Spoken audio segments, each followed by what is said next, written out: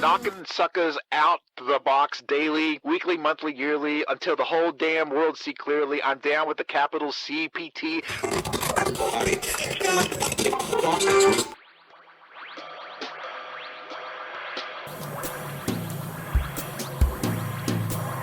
Just a minute, ladies and gentlemen. I think something is happening. This week, on the Tower of Technobabble, we see who gets the space station in the big American/Russian space breakup, and then cast an eye into the future by examining the art of futurism, and then the meatbags break out the old crystal ball and discuss what of modern culture will survive into the future, and what won't. Welcome to the Tower of Technobabble. Dance like nobody is watching, podcast like nobody is listening. This is Tower of Technobabble, Season 4, Episode 14. I'm the repeater. I'm the conduit. And I'm Kentucky Slim. And since we have our new motto that we're going to podcast like nobody is listening, we're not even going to do anything wacky up front because no one's listening. So let's just move on, right?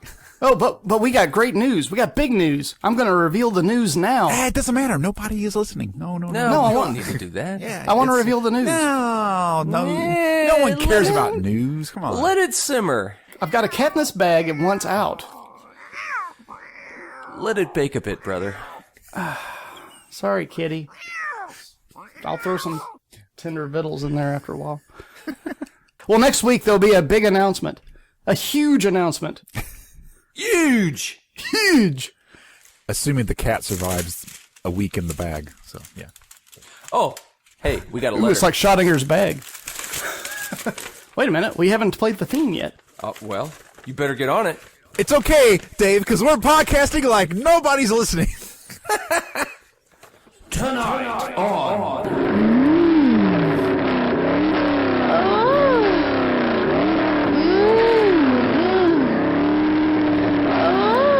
Tread, Shoe, Diaries. Yeah, all right. Yeah. So today on Tread Shoe Diaries, we got a letter from Merle in Sioux Falls, South Dakota that says, Dear Towerbot, I am graduating high school this May, and I want to apply to the Hogwarts Academy. However, I am a non-magic person by birth, or muggle, as they say, and I am therefore afraid I would not be accepted. Do you know how I could appeal such discrimination? I've already started the paperwork for my Pell Grant, but I want to be ready in case the magic dean of admissions is prejudiced. Yes, well, I hope Towerbot has a good answer, because I've got nothing. Prejudice in all its forms is a sad thing, even if it's imaginary prejudice. Dear Merle, they say that the magic runs in your blood, so I know what you're talking about, because on the rare occasions that I actually have any blood, it's always on me, and not in me. So, you can do what I do, fake it with technology, while all the others are casting their spells with abandon, completely disregarding the laws of thermodynamics. You'll have to be more clever and think ahead. Have a high-powered joy buzzer with you at all times, and when the time is right, shock somebody while yelling, Electro-Snuffleupagus. When those guys are flying around on their broomsticks, have a military-grade laser to bring them down to earth with a hearty, smithereen broomstickagus. Spike everyone's butterbeer with LSD and put on a wild show of magic, ending the show with Freakoutagus Rex. Actual magic is kind of out of my wheelhouse, but I've heard that you can go down to the crossroads at midnight and make some kind of deal with a guy named Legba. Sounds fishy to me, but hey, it's your education, and you don't want to look back and know that you didn't do everything you could do to make it a good one. But seriously, get that laser. With it, you can make people disappear, cut ladies in half and all sorts of stuff. Hell, screw college. I'd blow the Pell Grant money on the laser. Love, Towerbot. That's fair. Little known fact, that's actually how he got his laser. Oh, through a Pell Grant. College loans. Okay, good. Yeah. A little fraud, but you know. You know, I can do magic. I could probably get into Hogwarts. Look, I have a deck of cards. And they're gone. Ooh. Where's my Pell Grant? What cards? Exactly, Paul. I had your Pell Grant, but it disappeared. We're doing a good job podcasting like nobody's listening, you know? I know. I've noticed that. I feel the ambivalence. Although now I feel rushed. I feel like we're hurrying along. Like we really ought to stop to smell the roses just a touch.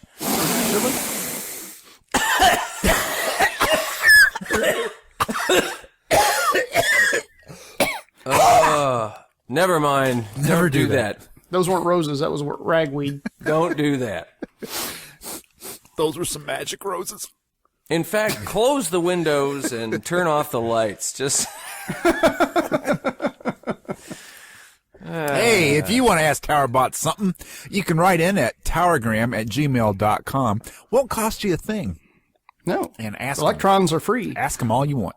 So that's right. You could also call us at 502-286-9372 or 502-2-Tower-2. That's 3 2s, I think. Well, that's like magic right there. sorry, I got a little rose in my throat. Okay. Yeah. I'm good. Carry on. Okay. I'm okay. I'm all right.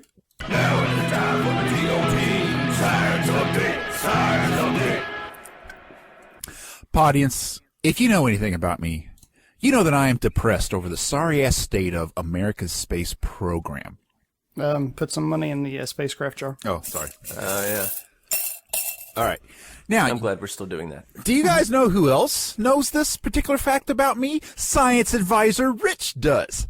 And just last week, Rich sent me an official statement that NASA put out, and I thought I would just read it to you guys since Rich can't be here tonight, because he's out taking his kids to a science museum, showing them all the wonders of the world, because he's a dad, he's a good dad.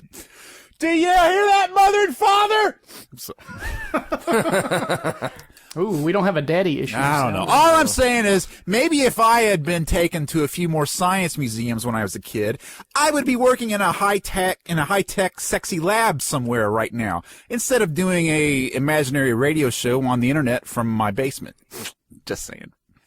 Anywho, okay, essentially, Well, crap all over our dreams, why don't you?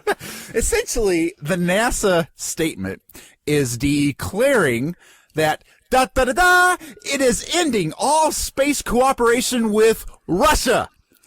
Except for going to the space station. That's kind of what we do. I don't know. I wonder why. Okay, well, anyway. Russia got the space station in the divorce. Now, the memo begins. Okay, I'll try to do it in my official NASA voice. Ooh, do Irish. Oh, no, because this is important. Do Russian! I can't screw this up.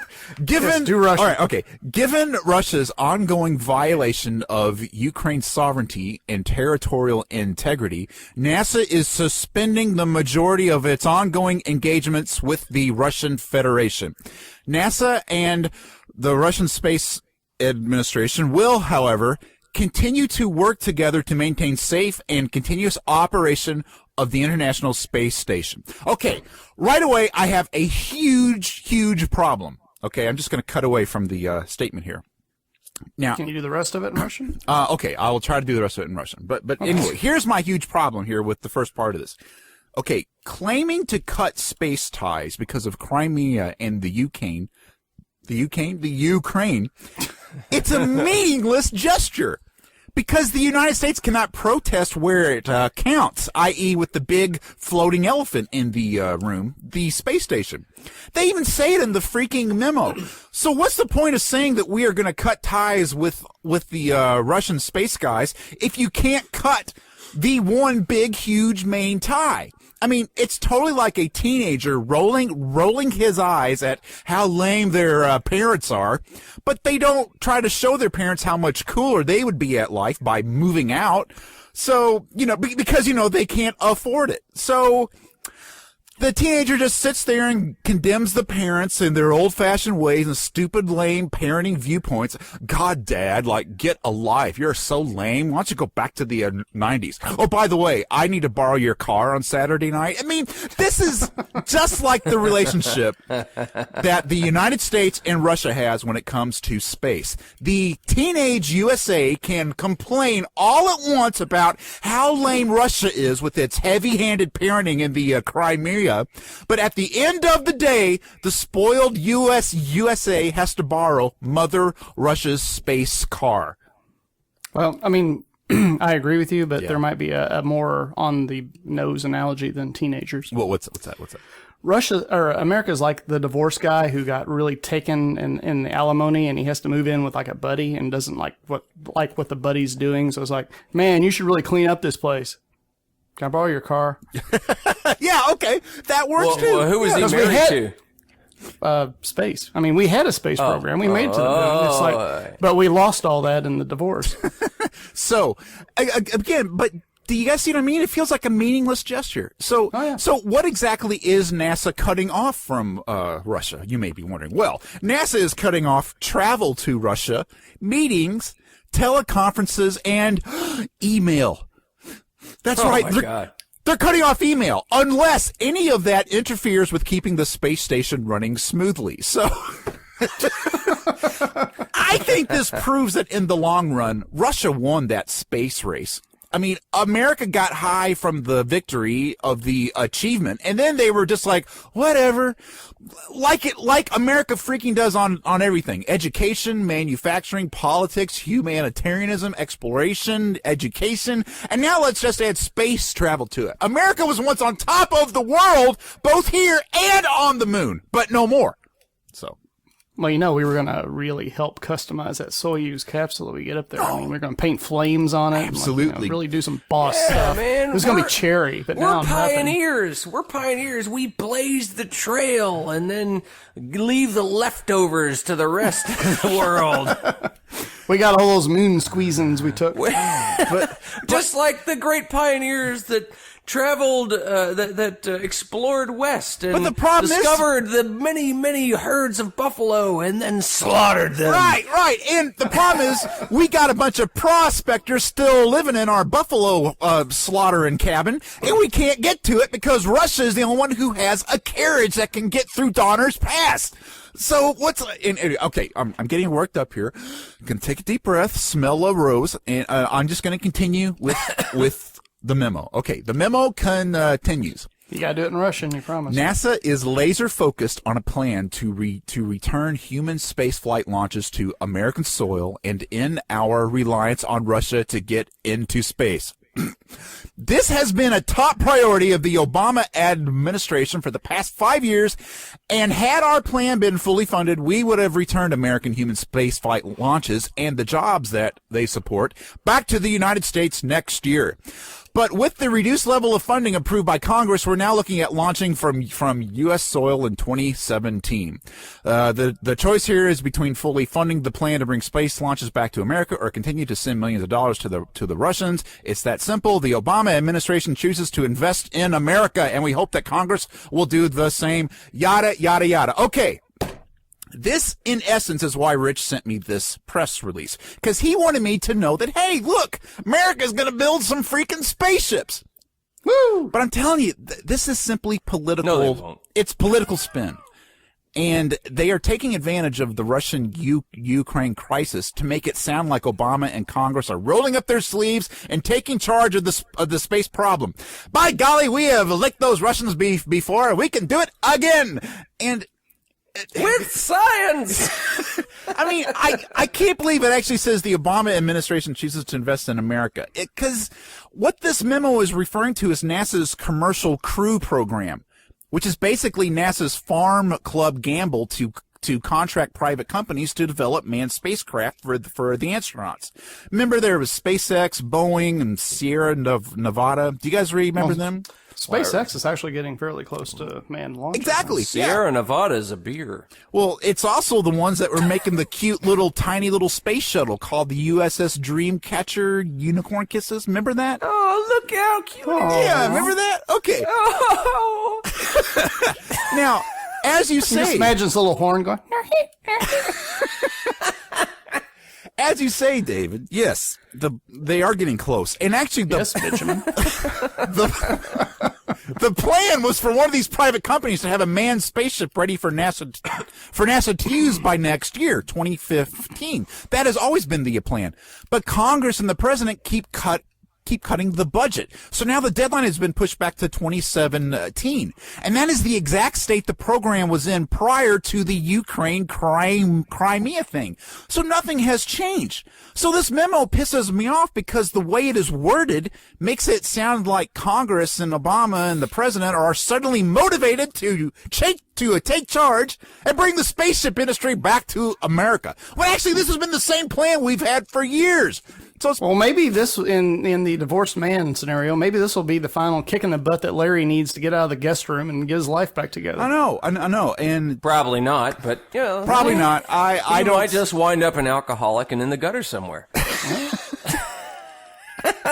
This is true. That, It's in a smoke and nutshell, mirrors. is America. Is America's space program drunk and in the gutter right now? It's the entire world. If there's a politician involved, it's just smoke. But I just couldn't believe the spin it was taking Blown. about how we're taking charge. We're going to bring spaceships back to America. Well, this is what they so it's spin, and I'm pissed off. Yeah, but Well, I mean, maybe it's a good thing Russia is kind of showing its teeth again, because that's, we got our act together when there was a Cold War. Yeah, we do our best when we're angry. you need a nemesis.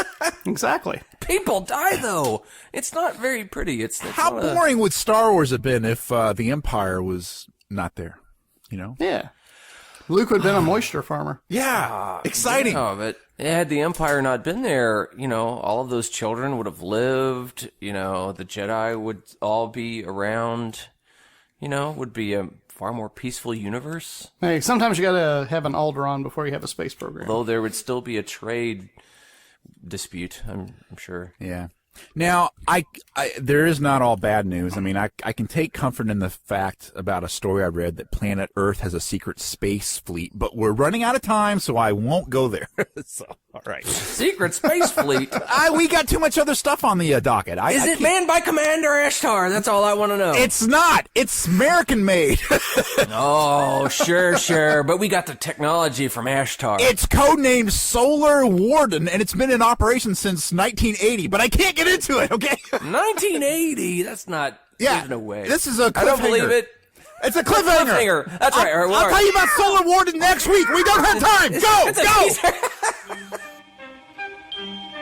I hear there's rumors on the internets. I did not have. Wait, hold it. relations with that woman. Hold it. Cut it. What are you doing? What? I got to take a pee break.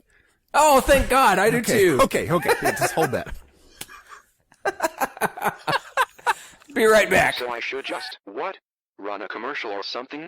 Way to be professional, jerks. Completely ridiculous movies. Hi, I'm Brian, president and CEO of Movie Meltdown, that silly meandering show that yammers on about movies. And due to an overproduction of ridiculous movies in Hollywood, I am now overstocked with podcasts, and I'm passing the savings on to you! Kill time on the commute, distract yourself from the drone of your workaday job, drown out thoughts of your failing relationship, or just completely ignore your bratty children. Whatever your podcast listening needs, Movie Meltdown has it for you! So come on down to the iTunes store or look for us at MovieMeltdown.com. That's Route 2 on the Information Superhighway! This is London Court. Here is a news flash. The German radio has just announced that Hitler is dead. Is Anna Nicole Smith still dead, Wolf? Yes. Historical perspectives. Okay, so. According to Wikipedia, which is just as trustworthy as any other source these days. Sure. Future. Did they say a black hole got that plane? No, it doesn't. But, More reliable then. Yeah. Continue. Futures studies, also called futurology and futurism, is the study of postulating possible, probable, and preferable futures and the worldviews and myths that underlie them. Futures studies, colloquially called futures by many of the field's practitioners, seeks to understand what is likely to continue and what could plausibly change. Part of the discipline thus seeks a systematic and pattern-based understanding of past and present and to determine the likelihood of future events and trends. Ooh. I don't know if you all saw the Captain America movie, but there was a huge plot point there. Oh, really? Mm-hmm. Oh, just futurism? It was there was a program designed to take all the information that it could gather and predict possibilities into the future. Ah, yeah. Only evilly. It also makes me think of the improbability drive from Hitchhiker's Guide to the Galaxy. Anyway, so for reasons that we'll get to in the future, I was thinking about this topic. See, you're doing it right now. I know. It's called illusion. I was thinking about this topic, and I don't know, maybe it was accidental, maybe I sort of subconsciously directed myself down this path, but I ran across this old article from The Guardian in the year 2000 by Jonathan Margolis. And the title of the article is called, "And Now for the Forecast." See what I did there? It's talking about the weather. Yeah. Anyway, and in it, Jonathan Margolis writes, I think you guys will appreciate this. It's about the history of futurism or futurology. So, buried deep in the stack of books at the Bodleian Library in Oxford, from which it is exhumed on average once every 50 years, lies a forgotten early 18th century book, which is both fascinating and disappointing by turns, a rare volume, and deservedly so, Memoirs of the 20th Century, being original letters of state under George VI, was the first ever complete work of futurology.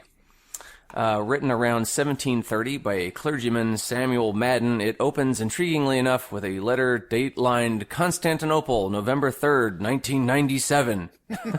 But sadly goes downhill. Wow. Madden's 1997 is dominated by a George VI, who is a mighty world emperor. Let's see, they only had, they were dealing with the second George at that time. What was the one that just got born? I don't know. You tell me. The Only third, if we had maybe. a British person on this podcast. Fourth? Fifth, maybe? Yeah, we'll ask somebody else later. Anyway, he envisions the establishment of public granaries in all villages. Pretty radical stuff, really. And even some prototype women's rights legislation. Really? Wow. Yeah. 30 years later, another, more ambitious, forward-looking book appeared, The Reign of George VI, 1900 to 1925, became a bestseller, and futurology was on its way. This George was also a conquering hero who tames the nations the anonymous author believed would be the miscreants of the early 20th century, France and Russia. Russia is seen as the world's second most powerful nation by this time, with America close behind. Not bad at all as predictions go. Yeah. Another example of a forecast made in 1661, 70 years before Samuel Madden, in a scientific treatise by the philosopher Joseph Glanville, a clergyman and chaplain to Charles II, who wrote, "To them that come after us, it may be as ordinary to buy a pair of wings to fly to the remotest regions as now a pair of boots to ride a journey, and to confer at the distance, I'm saying this wrong, and to confer at the distance of the Indies by sympathetic conveyances may be as usual in the future as by literary correspondence. I doubt not posterity will find many things that are now rumors verified into practical realities. It may be that some ages hence a voyage to the southern tracks, yea, possibly to the moon, will not be more strange than one to America." So, and he goes on to talk about, exhausted marrow, and he's very poetic, and it's quite beautiful. Hey, maybe I missed something, but what's the difference between futurology and just writing science fiction, you know? Well, I'd say some science fiction would be futurology. Yeah, I mean, perhaps. The difference, I would say, is very slim.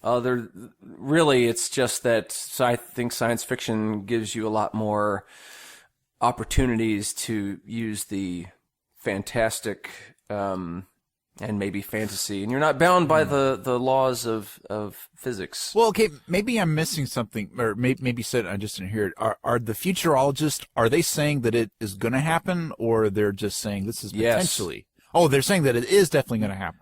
Well, they're predictors. They're making educated guesses. Okay. So, are they then like Nostradamus in a weird way, like where they're saying this is definitely going to happen?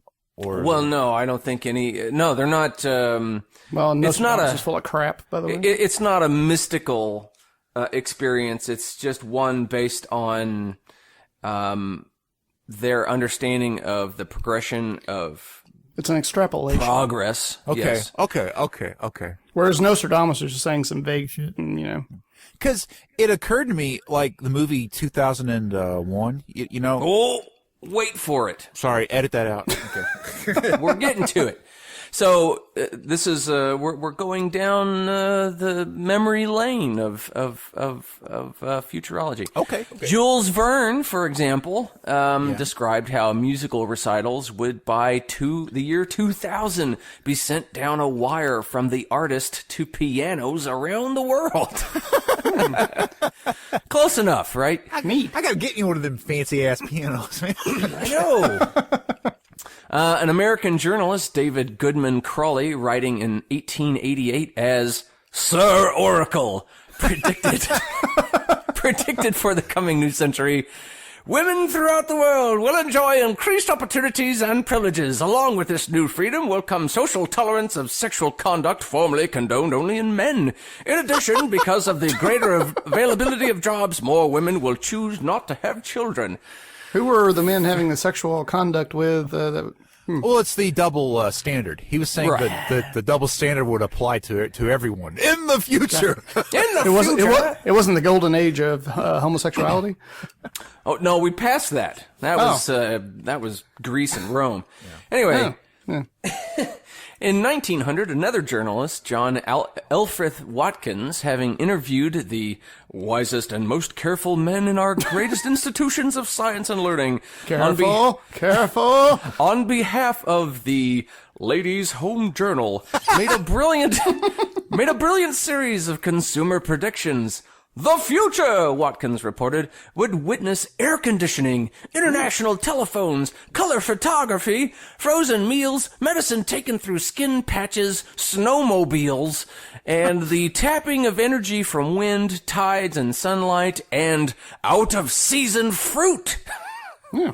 Now, I gotta think, by 1900, isn't that just kind of obvious that it's going to go that way? No, I mean, I think it took another 20 to 30 years before they got the whole refrigeration thing going from, and transporting produce large distances. It was a big deal. Okay. International telephones, especially.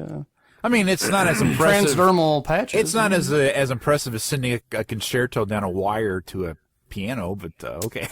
Yeah, that's true. That's true. Where's the Ethernet plug into the piano? I can't figure it out. How about this for amazing? Okay.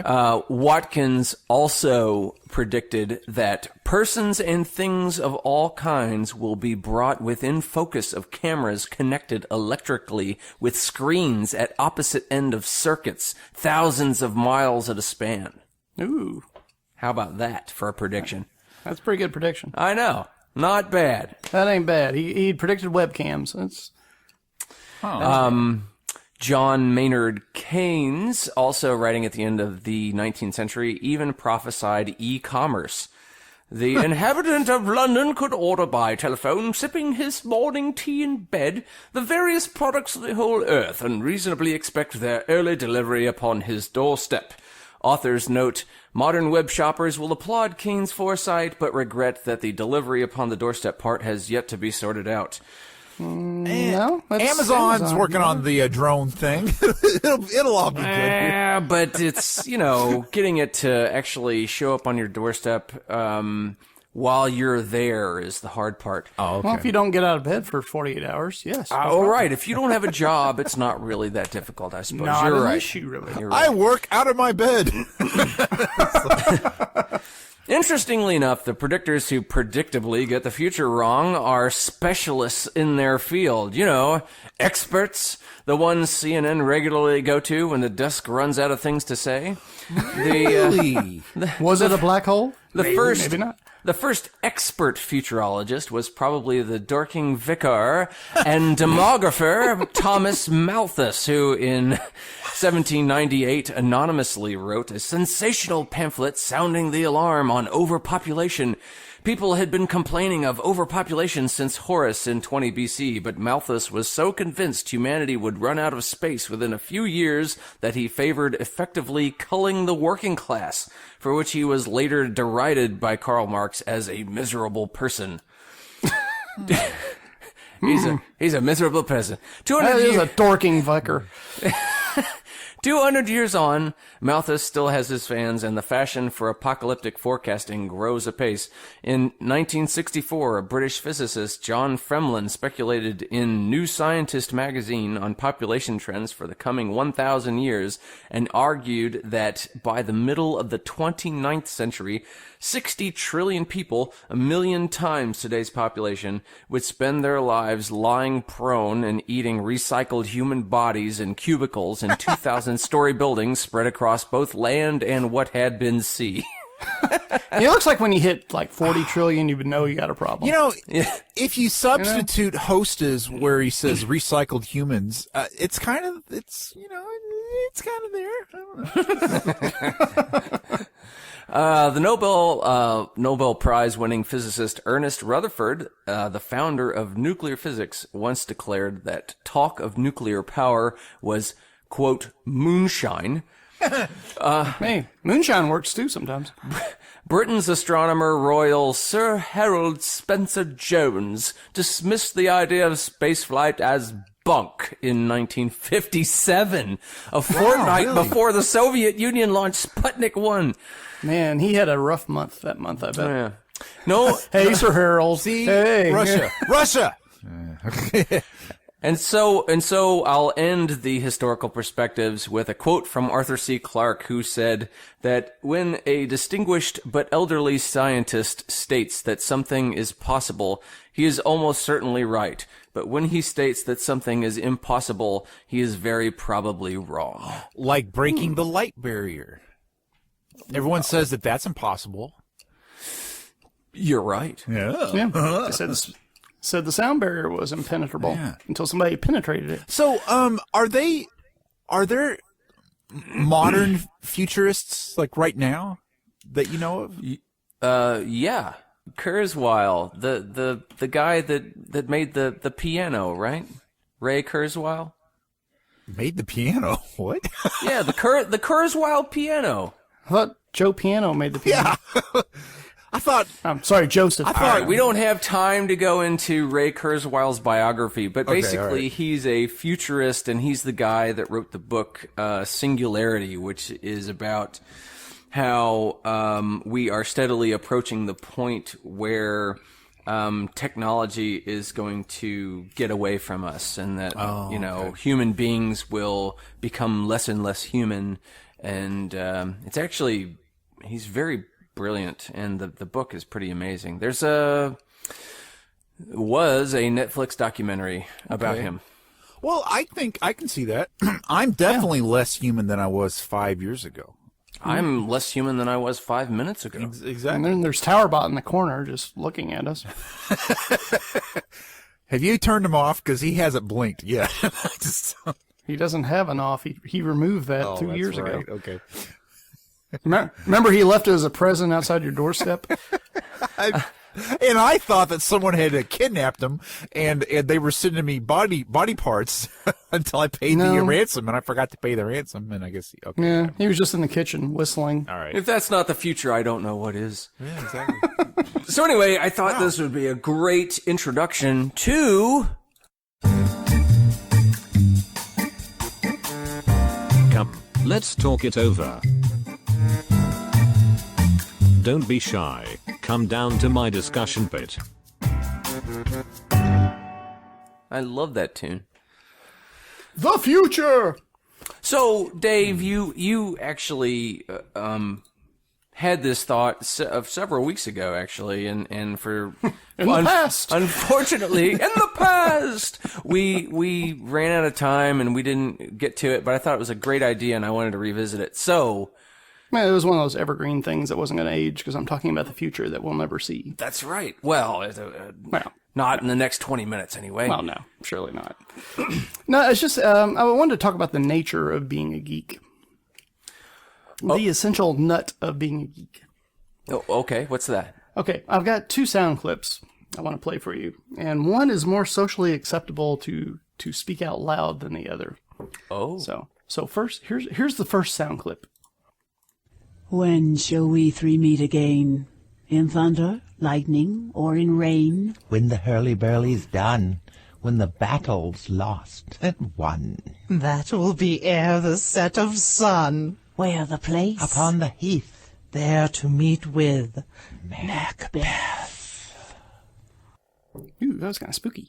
It was. And I assume that was a piece from Macbeth. Yes, it was the opening lines of Macbeth. Right. Now, here's clip number 2. It already put me to sleep. Sorry. Well, wake up, because here comes clip number 2. We're all with you, sir. But consider this. We are free. We have a ship and the means to go where we will. We have escaped permanent exile on SETI Alpha 5. You have proved your superior intellect and defeated the plans of Admiral Kirk. You do not need to defeat him again. He tasks me. He tasks me, and I shall have him. I'll chase him round the moons of Nibia and round the Antares maelstrom and round perdition's flames before I give him up. How are you going to connect those two? That's amazing. Well, the thing is they were both very creepy. And by the way, for people who didn't catch on, that was from Wrath of Khan, Star Trek Episode 2. So. Yeah, that was the titular Khan at the end there. So why is it considered highbrow or educated to be able to quote the one and geeky or sad to quote the other? Time. Seriously, the passage of time. Because back when Shakespeare was, the hip new happening thing, back in ye old England, it was considered lowbrow entertainment. It wasn't considered something that was posh or sophisticated. A theater for the masses. Yeah, it was like going to the movies. Basically, it was what do you call the big Hollywood?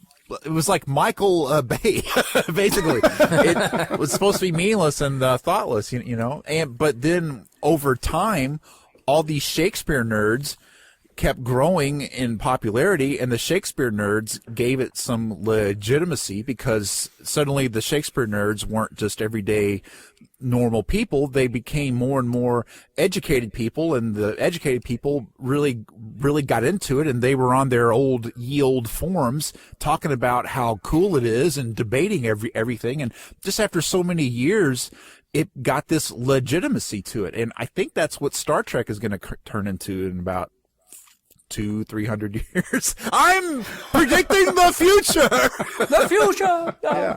Well, see, you put your thumb on it though. It's like I did. All right, show's over. See you guys next week. I'm taking my winnings and going home. Yeah.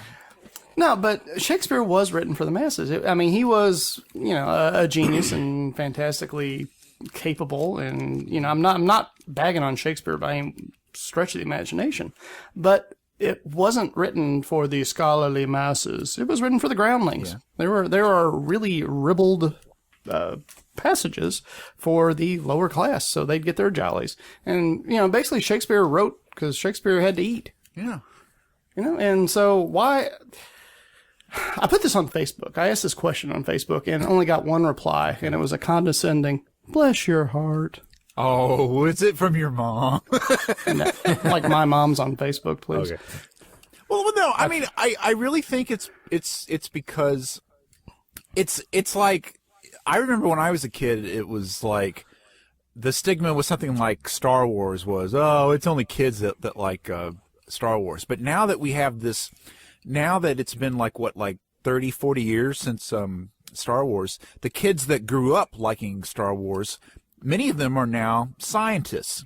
You know, and because they are scientists and in positions of high learning, and yet they proclaim a love of Star Wars, it kind of gives it this backwards legitimacy. You know, to make it, oh well, I guess it's okay, and then because these fans are now in positions of power, they look at it as a hobby, and they try to think, well, you know, could we make warp drive work? Could we make a laser sword work? It's. Do you know where I'm getting at here? Okay. I could give you another example of this from a different perspective. That's more recent, actually. Okay. In the area of popular music. So if you go back into the early 20th century, 1910, 1920s, 1930s, and like country blues and bluegrass and country, quote, country music or folk music, these none of these things had those labels. They just were. They were things that people, they were songs that people played at gatherings where people could dance and drink and have a good time. Low class entertainment by people who didn't know any better. Fast. Who didn't know they should not be enjoying this. Yeah. I mean, it was entertainment, pure and simple. Fast forward 20 years into the future, into the 50s and 60s, and people who have become, quote, scholars of the folk arts, you know, turn it into this huge thing and a movement. And, you know, I think Ben said it best at the very beginning. It's just about time and what some people latch onto and you know, some things get totally lost, like inline skates. Yeah, it's like really funny how if you have a fan who has some sort of an academic credential, they can give it backward legitimacy. Like kind of like you were saying, like with the folk music and the blues, like in the 30s, a guy like Robert Johnson, he made like 29 songs. And they were all on little single discs, and he after he went down the crossroads and made a deal with Legba. Yeah, Legba had a great contract for him, but he didn't read it. That was the only problem. But you know, so he was sort of known in the in his area where he would travel through. And then you fast forward like to the 60s, and suddenly these music scholars are really finding wonderful AKA aspects. snobs. Yeah. I'm just putting it out there. Exactly. You know. Who would basically look down on the people who, you know, would enjoy this You music never heard of Robert originally. Johnson? Yeah. Come on, man. It's almost like hipsters were kind of, actually but that's, I'm getting off point, but it's sort of like these people, because these old blues 45s and records, because they weren't considered valuable for decades, they were becoming very, very rare. And suddenly all these scholars who gave it legitimacy, suddenly these singles were more valuable to them than gold and diamonds. You know, it's like if they had this mythical Robert Johnson single that no one else had, you know, and it was so hard to come by. But again, it's because they are credentialed academics saying that, you know, teaching the younger generations that this is important. And so it kind of gets passed on. So I do think that you're going to, like, I think it was 10 years ago, I heard about there was a college somewhere that was doing a class just on Led Zeppelin, you know, talking about the musical intricacies of it. You know, it wasn't looking at the popular phenomenon of it. It was actually studying how they made the music, how they intertwined everything. And it is just like taking a Shakespeare class where they're bisecting the sentences and studying how the words fit together with like the overall meaning. Yeah. You know? Studying it far closer than the original author had ever intended it to be looked at. Absolutely. And every now and then you brought to talk about that. It's like every now and then you'll see a college that has a Bob Dylan course or a Bruce Springsteen course. Why? And usually it's presented in a "Can you believe they're doing this?" sort of snarky comment. It's like, well, why wouldn't you? I mean, why couldn't you? Well, if there's a big enough body of work to really show. I mean, I wouldn't find a one-hit wonder and do a whole class on Wooly Bully, but somebody who has had a good long run, who has progressed, who has put out a body of work that. Well, there was a university that gave Bob Dylan a honorary doctorate, and it gives it a legitimacy. And I once bought an encyclopedically sized volume of Bob Dylan's lyrics, and it's out of date. I've got one of Springsteen, and it's out of date too. It's because they're actual practicing artists at the time. Something which I think is so interesting is the way Shakespeare was written to the people at the time. Mm-hmm. They got it. They understood it. Right. They knew it was their language. Yeah. It was. And now, if you take a Shakespeare class, part of the reason it's always considered to be so hard is because no one understands what the words, what the phrasing means. Have you guys ever taken a Shakespeare class?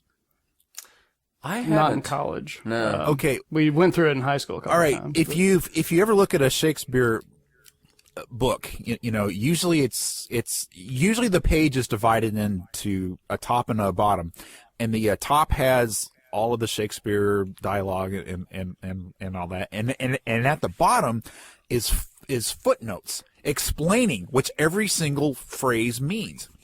And it's so funny to me that we need to have these footnotes to understand what was so obvious to everybody 500 years ago. And I am predicting, I'm being a futurist now.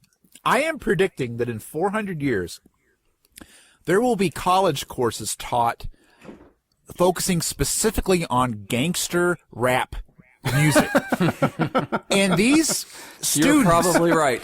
And these... Who is the bitch in the 99 and these students in 400 years, they're going to have just as much trouble trying to understand the rap phrasing in the same way that we have tried to understand the Shakespeare phrasing. Like, if you look at the lyrics of something like straight out of Compton, it's something like knocking suckers out the box daily, weekly, monthly, yearly, until the whole damn world see clearly. I'm down with the capital CPT.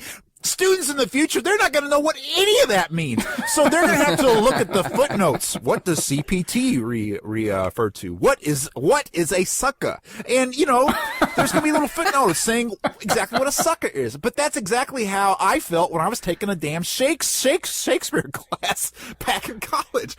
I got really lucky because my 9th grade English/literature teacher, it was his daunting task to introduce us to Shakespeare in 9th grade. He did a smart thing. He showed us the movie Romeo and Juliet, the 1968 Franco Zeffirelli. Yeah. Oh, with the topless moment. Yeah. Yes, he did the thing where he knew exactly when that was going to happen and just adjusted the TV at that point, standing right in front of it. So he didn't get any angry letters from the PTA, by God. You showed our kids boobies. Actually, I think it was a romp. I don't think it was boobies. But anyway, I've seen it since. But the genius of it was he showed it to us performed before we ever read it. So A, we knew what was going on, and B, you can see it in context. Seeing it performed, you don't have to get every single word phrase. It's like you get the gist of it. You can use context. You can get what they're saying, and that actually took down a barrier to reading it. It actually made it alive. It made it an actual thing instead of just some intellectual exercise. And I credit him to this day. I mean, he was probably the best. I always say the 2 classes I took in high school that I still use are his class and typing. Typing. Yeah, I mean, I make my nut by editing stuff. So, it's like, English and grammar are good, and it's good to be able to type. I got all sorts of crap taking a typing class. You're not going to be a secretary. Yeah. Who's laughing now, fool? Yeah. I swear, man, just like kick knowledge and bodies are hauled off, Like, what does that mean, teacher? What does it mean with bass that's dropping in your face, And then the teacher's going to say, well, if you look at the footnote, it explains that at the time it was popular for them to travel around in their automobiles with their music playing loudly, and it's going to be. And so when he says pop a cap in his ass, does he mean take a suppository? Exactly. If you look at any Shakespeare, get yourself a Shakespeare book. Go to any page. You're not going to know what it means at all. Now, what I also think is going to be funny in 400 years, people may be looking at Star Trek and be laughing at the technobabble, at the ludicrous technology, like, sir, we have a tachyon field that's up 3 points in the Gaminical generator, and people are going to be like, this is insane. So the only thing I think that they're going to take out. You remember those silent? Well, you remember those silent films of the first men on the moon?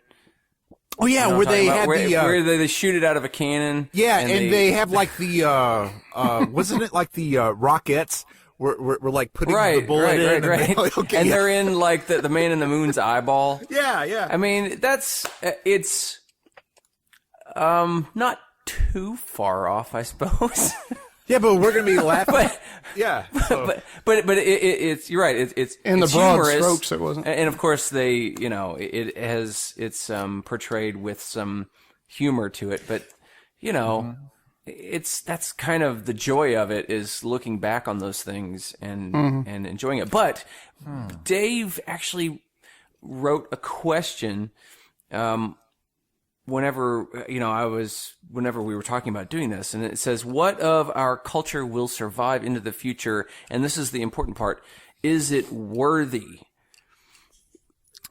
What do you mean? What kind of cultural arts thing, or just any? I mean, kind of like how Shakespeare survived from the 16th century to today. Well, what brought it up is I got to thinking. It's like when you see, like on Star Trek, they're doing something. They're doing Shakespeare, or they're playing Bach, or something.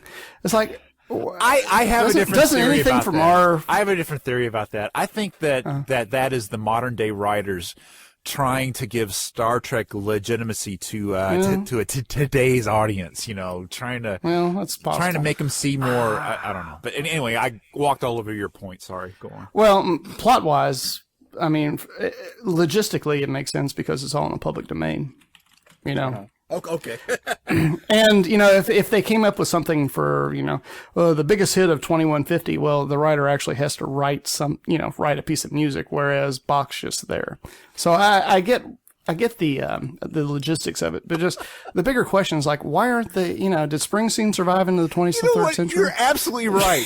Freaking Next Generation was always doing this freaking, we're so cultured, we're gonna have a Chopin recital in 10/4 tonight, and they would never talk about tonight Mr. Data will be interpreting Straight Out of Compton in the smoking lounge. If you think about it, though, it was a very Gene Roddenberry kind of thing to do, like that. Space liberals. Well, no, just sort of a very, what's the word? Almost aristocratic. Urbane, perhaps. Huh? Urbane. Yeah, I mean, I don't know. They were always reading but it's A Tale of Two Cities or Moby Dick or something. Nobody ever read Tom Clancy or something.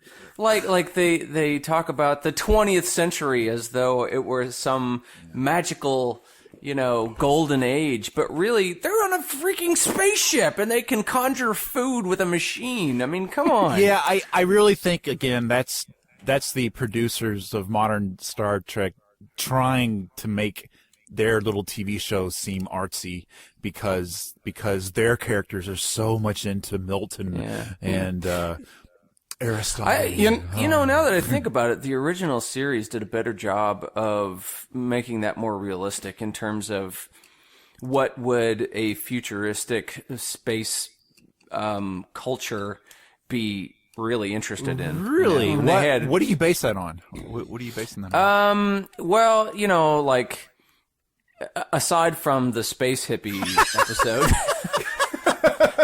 Aside from it's funny that, I was going to bring that up. Go ahead. Aside from that episode.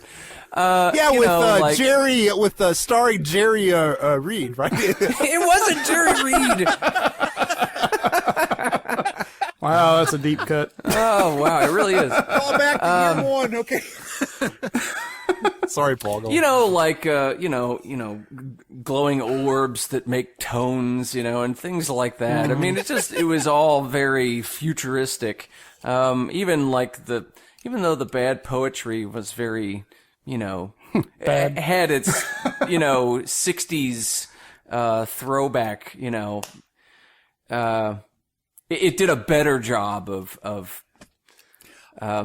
I don't know, maybe just the ridiculousness of it. You know what? I wonder if it's because between the original Star Trek and the revived Star Trek Next Generation, Star Wars happened.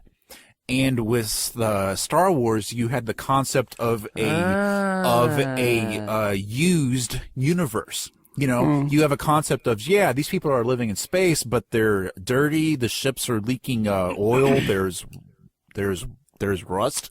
So you don't really have that space in the future will be all shiny and gleaming white, you know? So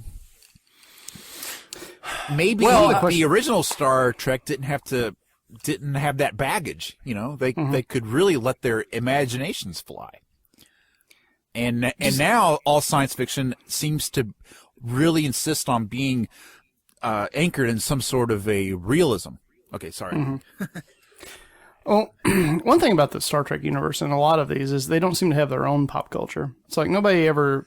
That is such a good point. Oh, my God. The space hippie episode aside. But also, okay, let's bring it back. That was the only time that they performed things that meant something to them culturally, you know, such a good contemporarily. Point. Oh, my God. Even the freaking Klingons were quoting Shakespeare. But it's like Shakespeare, or it's like Klingons and humans of the 24th century. They didn't have their own. Actually, the Klingons modern did. culture. Well, wait, the Klingons did. They had their own Next songs. Generation, right? Yeah. Okay. Yeah. Well, any of it, but yeah, the Klingons actually had much more of a culture than the humans did.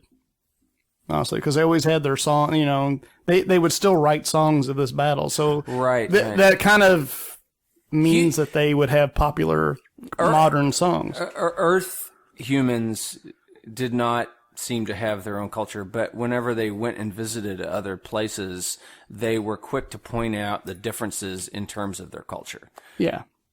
You know, and there is one actual outlier. There's one exception to this rule. In the J.J. Abrams Star Trek reboot, the first one. Yeah. When young Kirk steals his stepfather's car and blasts Beastie Boy Sabotage, it's like, that's something that's not 400 years old. Yay. And I actually love the fact that there's like a 20, 30-year difference between that song and that car. Right. Because, you know, the stepfather thought, well, this is contemporary music for this car, which, you know, we know that it's 30 years off, but, you know, can you name something that's, you know, it's like from the 1800s to the 1830s? Would that make a big difference to you? Oh, No. yeah. Okay. So, you know, we could say, well, that was the most popular song of 1830, but, you know, it really wasn't.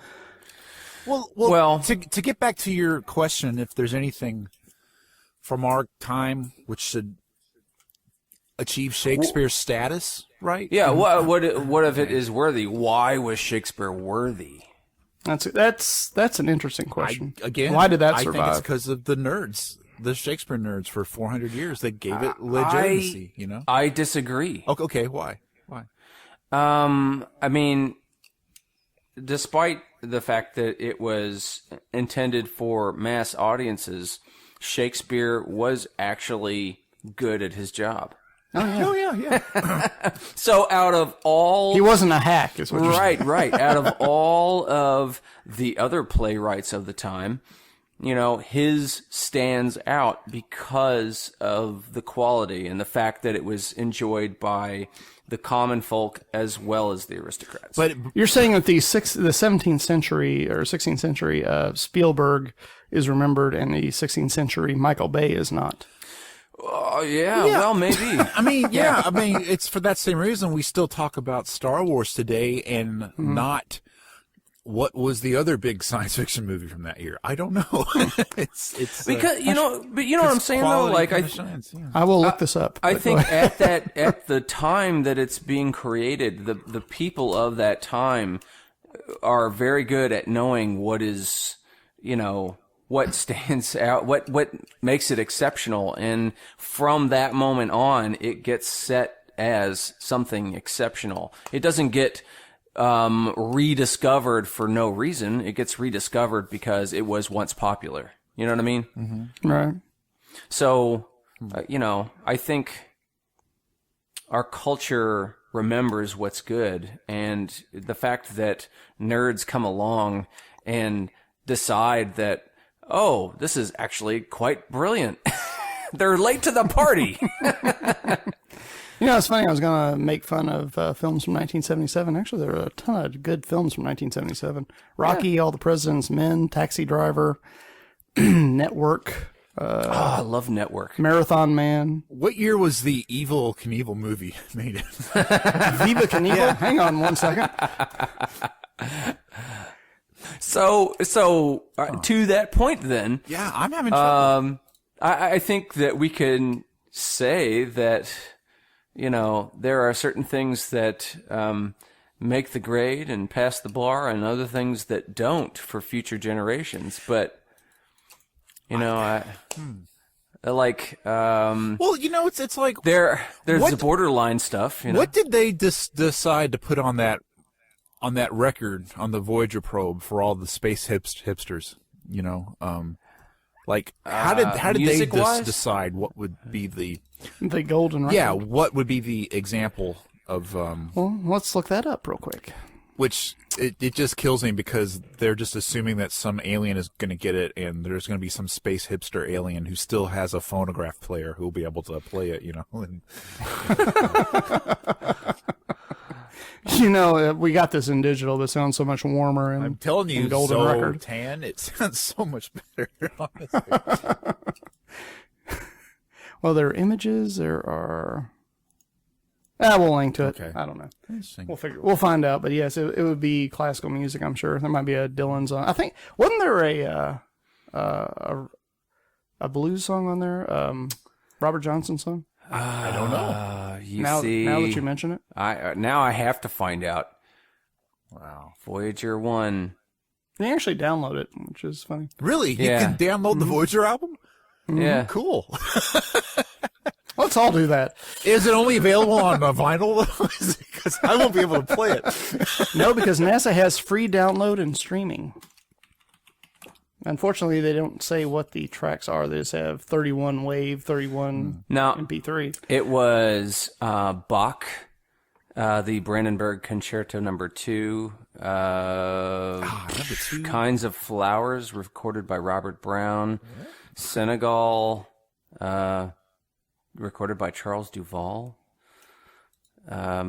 Aboriginal songs from Australia, Johnny Be Good, written by Chuck Berry. Wonder how they decided who made the cut. Like, why didn't the Siberian Indians get their chanting in, but the Aboriginals did? No, there were others though. The New Guinea Men's House Song, Bach, Mozart. There are also a lot of found songs. Panpipes and drum from Peru. I'm thinking if the panpipes from Peru got in and the kids from Guatemala didn't, I think the Peru guys were sleeping with the NASA record producers, if you know what I mean? And so are the Navajo Indians and the Solomon Island native people. That's funny. They put Navajo on there where the actual percentage of people who can speak Navajo is going to be 0 pretty soon, probably. Yeah. Interesting. Yeah, I know. Somebody But should write that down. That can actually that can operate as a Rosetta Stone in the future. We got to get that Voyager probe back. Somebody go up there and get it. Crap. Well, by that time, though, it's like we'll have our faster than light space drive, so we can just pop up there and get it. Well, okay, back.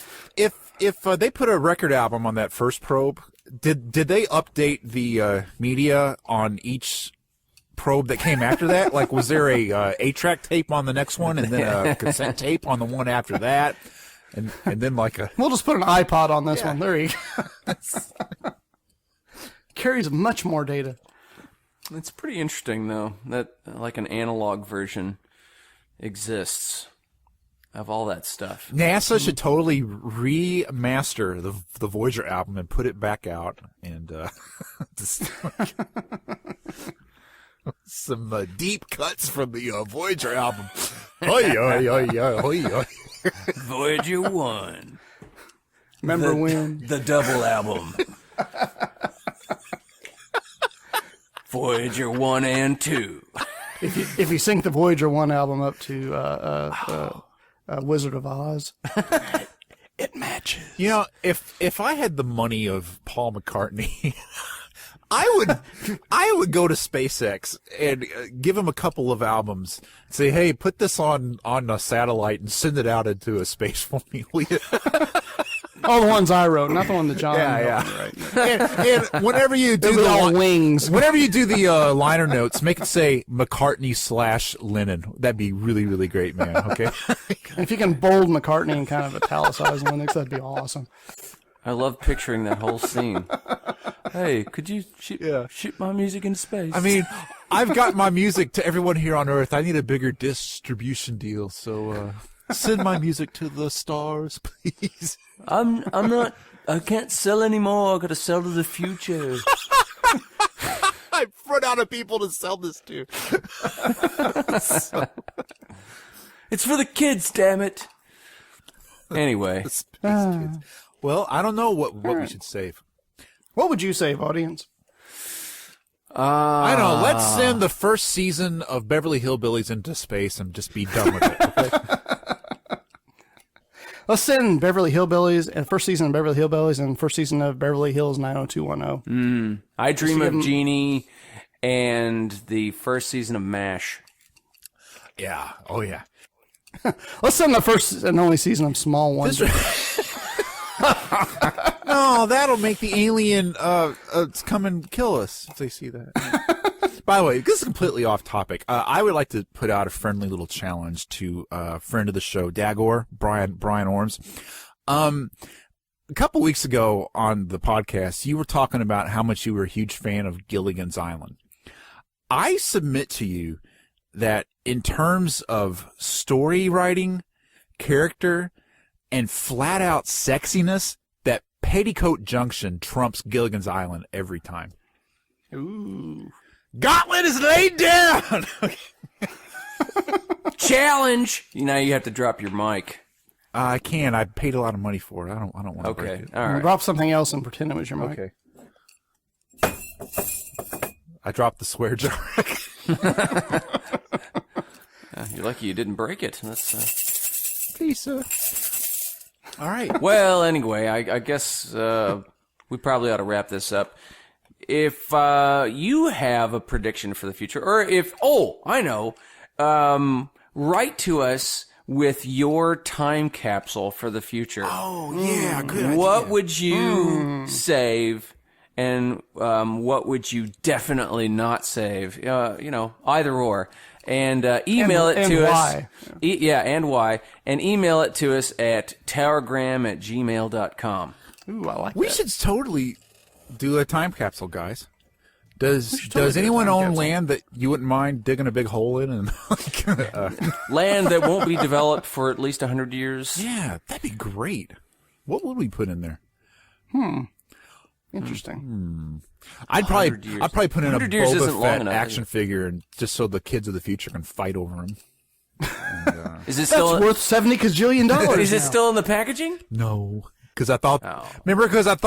Because Harold Camping told me the world was going to end, so I took him out of his package to play with him. Oh, that's right. Yeah. No, we just get something at Target today. It doesn't have to be like, valuable to us. Let's go to Target, get a Captain America action figure. Don't take it out of the package. Throw it in the time capsule and watch the hilarity ensue. From heaven. I'm going to put my cat in the time capsule. Oh, we got a kitty in the bag right now. It'll be like Schrodinger's time capsule. Is the cat alive? Probably not, but hey, who knows, right? No, we're pretty sure it's dead. I'll put a 2012 Triumph Scrambler in there. Let's see.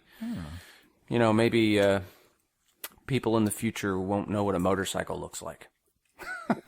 It's like a car, only half of it. I don't know that I could part with it. It's I like this. See, you put a piece of junk in there. They don't know. You know, it's funny, because of What the would you internet, save? we almost don't need time capsules anymore. Like, you can just look up what newspapers were and photos from back then. Famous last words. Come on. This is all gone tomorrow. Let's put a snapshot of the internet in there. Yeah, okay. Actually, there is a map of the internet. We could put that in there. Are we on it? How big are we on the map of the internet? Quick, print out the internet. Well, I think maybe we'll post that on the... It's definitely a visual thing. It's sort of like when you look at the Milky Way and they have that little arrow pointing to where the Earth is. That's pretty much us on the...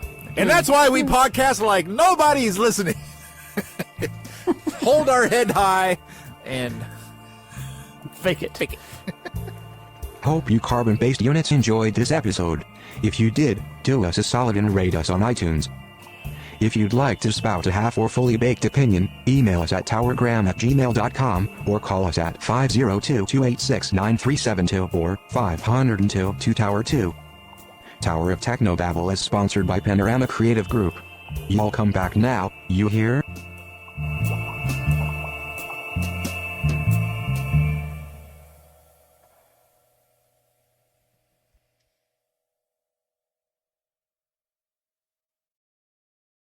Sorry, Dave. I completely forgot we were going to do... I thought we were doing it between the historical perspective and the discussion pit. No, because the historical perspective leads directly into the discussion pit. Oh, okay. Yeah. Sorry, Dave. Okay. All right, hang on. All right. All right. Are we actually taking a pee break?